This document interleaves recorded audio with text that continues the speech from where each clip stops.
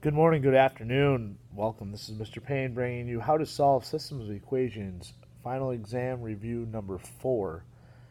The first thing we would like to talk about with solving systems of equations, there's 4 different ways to solve these systems.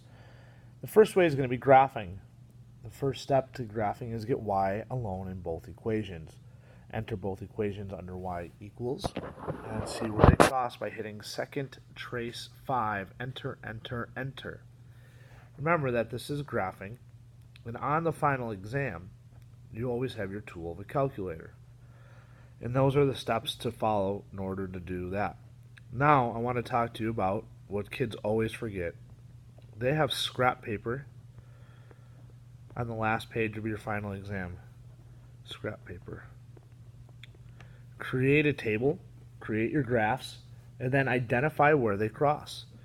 On the last exam, students' common error were that they drew 2 lines that intersected, but they never identify the point where they cross. Those are a couple of extra notes to put in for graphing. The second method is solving by substitution. When you know how to do substitution, you'll have one variable by itself. It'll say y equals or it'll say x equals, and that'll prompt you to go ahead and plug one in for the other. And then just solve them out. Elimination, just like we used to say elimination dodgeball. One person gets knocked out, so that's our goal. Can we eliminate anything? In order to eliminate something, remember, you have to have the same number with that letter, with the opposite signs. So I'm looking for something that says positive 2x and negative 2x. If you see something like that, you can say, all right, I'm going to eliminate those and solve for my y's. And vice versa. It may say negative 4y, positive 4y, and now you can eliminate those. So you have to just be aware. Multiplication. Equations are lined up. Distribute the leading coefficient to the other equation. This should make letters have some number in front. Now use regular elimination. Some things that I want you to be cautious of is that you're not always going to eliminate the x. You may have to eliminate the y. You have to look at the problem and analyze it to see which is the easier one to eliminate. That, in the Regents exams, have been asking you which one is the correct method or which step did they do correct next, and you have to analyze all the suggestions and see which one works out. This next part talks about graphing 2 inequalities. One of the things that you're looking for when you're talking about graphing 2 inequalities is where do they overlap. Don't forget, you identify this region right in this area here by drawing a nice big letter S, because that's my super solution. Remember that when they ask us for a point that makes both statements true, we're looking for something in that area that we identified with an S.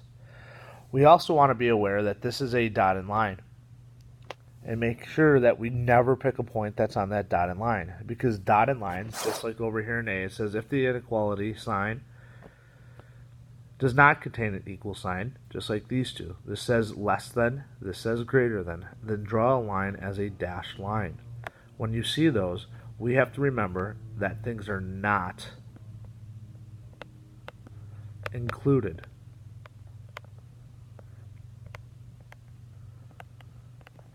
Those things are not included. B, if an inequality sign does have an equal sign, less than or equal to, or greater than or equal to, then draw the line as a solid line. What we have to remember is that things on that line are included. Just as a reminder, let's talk about my inequality signs. The first inequality sign that we want to talk about are my greater than and equal to signs. We have to remember that we are shading up for greater than, shade up. And then let's talk about my less than or equal to. Let's remember that if I turn these L's right side up here, L's, my less than symbols, they look like L's, so that's how we remember that that's less than, and we're going to mean that they shade down. Shade down.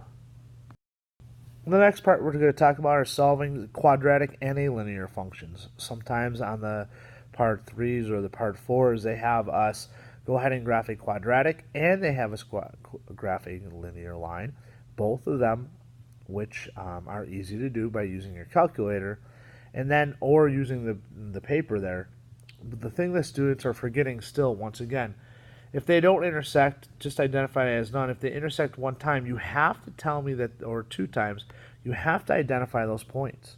We have to make sure that my x comes first in my point, and it's xy, and identify those points. If they're asking you just for the x value where they cross, or just the x value, they'll say sometimes like x, tell me all values of x that make this statement true. All you have to write is x equals then. So you have to pay attention to the question, what the question is asking you. This next part is how to solve system equations using a word problem. It's a tricky question that they always like to do and have you set up with systems. It's basically comparing a couple different items. The biggest thing here is that we have to continue to write our let statements, letting x in small pictures and y equal my large pictures, and we have to keep everything organized. So 2 small pitchers and 1 large pitcher can hold 8 cups. 2 small plus 1 large equals 8 cups. 1 large pitcher minus 1 small pitcher constitutes as 2 cups. 1 large minus 1 small equals 2 cups. Notice everything is organized. My cups are over here on the right hand side. My cups are going with the pitchers. And now all I have to use is one of the systems to solve this. What you did in the first step was, you noticed here that they switched it around. It said negative x plus y so that everything lines up. That's a really good suggestion.